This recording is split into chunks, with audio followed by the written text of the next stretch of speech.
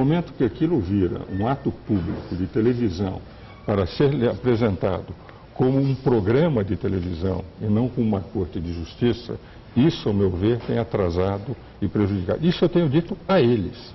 Agora, doutor Ives, nós perdemos um pouco. Se me desculpe, eu não concordo com você não. Eu não concordo com você não.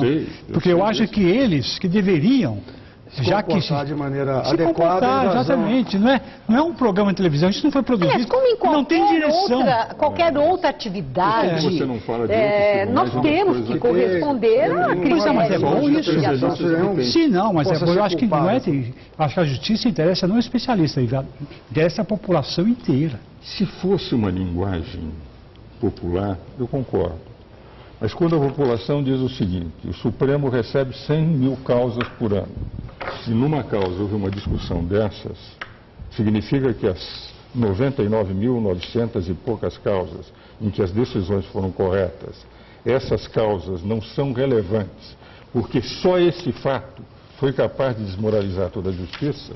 É uma minimização, é uma redução, um reducionismo muito grande, porque não é isto que deve formar a imagem da Suprema Corte. Eu estou entendendo que o doutor Ives está dizendo, há que haver compreensão. Claro. Pela proporção do fato. Não, eu estou entendendo que o Ives está querendo que não haja a transmissão de sessões plenárias. Essa posição elas têm que ser públicas, mas não necessariamente televisionadas. Então, essa é a posição que eu discordo. Mas isso não remete a uma outra questão, que é a falta de transparência que se cobra tanto do judiciário. Mas exatamente, mas existe essa cobrança. Mas claro que não que deve haver transparência. O próprio presidente Lula, quando assumiu, ele não falou, vamos abrir a caixa preta do judiciário, que foi ofensivo, mas não houve uma contraposição. Quando eu e o Rui recebemos a Sandra O'Connell,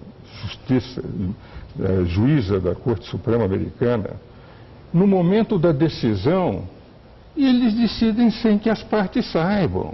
Eles têm a discussão pública, a coisa aparece, mas não é como no Brasil, em que toda decisão tem que ser apresentada e discutida publicamente. E eu estou falando de um país que introduziu o presidencialismo. E não é positiva essa transparência? Bom, lá não tem, mas aqui ter não é um avanço? Eu vou dizer o seguinte: essa transparência tem atrasado o andamento dos processos. Sim, mas ela é ou não é positiva? Não são diferentes as duas questões? A transparência, são responsáveis. A transparência existe para todos aqueles que estão envolvidos na questão, que as sessões são públicas, e desde que eu advogava. Mas, sim, mas na transmissão, para quem não pode estar lá. Especialmente questões constitucionais, interessa a toda a sociedade, não as partes apenas. É perfeitamente conciliável você ter a transmissão nos moldes como hoje é feito, com um novo costume do jogador brasileiro, e não ter a tendência de se alongar, de demonstrar erudição, se exibir. E nós preservarmos a transparência, o conhecimento do cidadão, da maior corte brasileira, a corte mais alta brasileira, mas não há dúvida que esses deslizes, que aí eu concordo com o Ives, ocasionais, mínimos, não pode comprometer a imagem total da instituição. Mas não acredito que seja pelo fato de você ter a transmissão que vai acarretar essa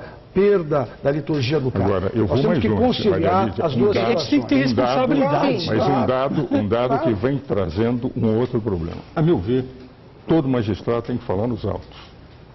A função dele é decidir. Não, isso é outra coisa. No momento em que se transforma num programa de televisão, num programa jornalístico, em que todos os repórteres vão, eu tenho visto muitos magistrados anteciparem posições, pressionados, até porque, como eles não são especialistas da mídia, eles terminam muitas vezes sendo envolvidos em determinadas questões. Como se eles fossem vítimas da imprensa? O que eu estou colocando é um dado que é bastante importante, é que o magistrado, a função dele é não antecipar votos. Claro. A função dele é decidir nos autos.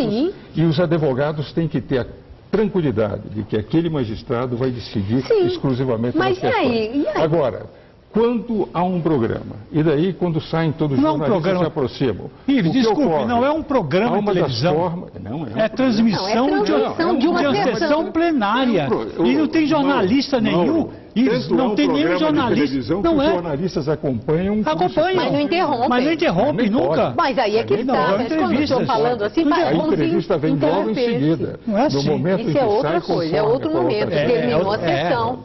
Agora, doutor Ives, o senhor que frequenta há 50 anos, magistrado, quando não quer abrir a boca, não abre. Mas eu vou dizer, pode morrer de perguntar. Mas eu vou dizer, ele nem responde, né, que ele tem impedimento para falar. Inúmeros magistrados que nunca avançam. Sim. Mas há outros que podem. Mas aí é uma questão, tem que fazer uma terapiazinha, um treinamento, quem sabe, para poder não falar. É o problema de não provocar para que isso aconteça. Então, se vocês querem, de um lado a dignidade, e de outro lado, sempre a dignidade, como se fossem jogadores de futebol. Mas não são as câmeras, Ives, não são as câmeras que provocam isso. Não são as câmeras que provocam isso. Claro, é formado absolutamente com as suas qualidades, as qualidades inerentes dele como magistrado. Eu preferiria pode até manter sempre a imagem. Agora, eu vou pedir licença para a gente. Vamos passar para um outro aspecto. Doutor Ives, olha, tem muito, agora vem outro aí, que é a questão, o senhor logo na sua primeira fala disse que há 51 anos o senhor milita na advocacia e frequenta os tribunais. 45 ou 46. Sim, vai aos tribunais. E o senhor fez uma referência muito respeitosa ao tribunal que é composto por grandes juristas. E aí, na hora, eu não consegui deixar de pensar do mais recente nomeado, Toffoli. Né? E um dos argumentos contra a nomeação dele pelo presidente da República era exatamente o fato dele não deter uma formação jurídica e não ter, inclusive, um pré-requisito constitucional de douto saber jurídico. Então, o senhor chama o ministro Toffoli de jurista. Grande jurista? Olha, como o senhor se referiu aos demais, que tem uma história que foi amplamente divulgada? A minha percepção da Suprema Corte demonstra que mesmo aqueles ministros que, quando entram, não tem um currículo doutrinário, por exemplo, o ministro José Celso de Mello, não tinha currículo maior, era um membro do Ministério Público.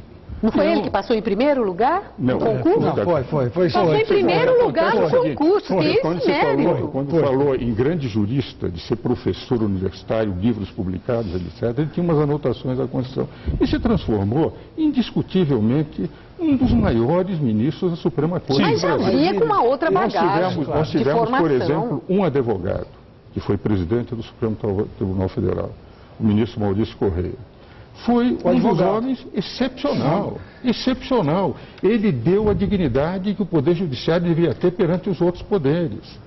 Então, o que nós temos tido... Quer dizer, mesmo que não chegue jurista, pode se transformar. Mas se transforma. Maria Lídia, nem é local só para juristas. É isso que tem que se entender. Aquilo não é uma banca acadêmica. Então, tem que ser a Constituição. Aquilo não é... Não, mas a Constituição... Que a Constituição requer o douto saber. Exatamente. E aí, pelo Raíssa, depois você...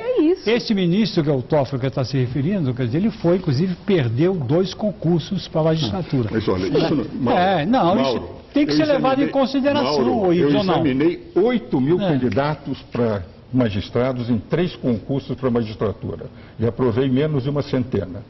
19 num concurso federal, 21 num outro concurso e 57 no estadual. Para 8 mil candidatos. Muitos deles hoje excelentes professores. Porque todos nós sabemos que um concurso para magistratura, em que entram 2.600, 3.000, é um massacre. É muito mais fácil ser doutor na mais importante universidade do mundo do que ser um juiz federal ou um juiz estadual.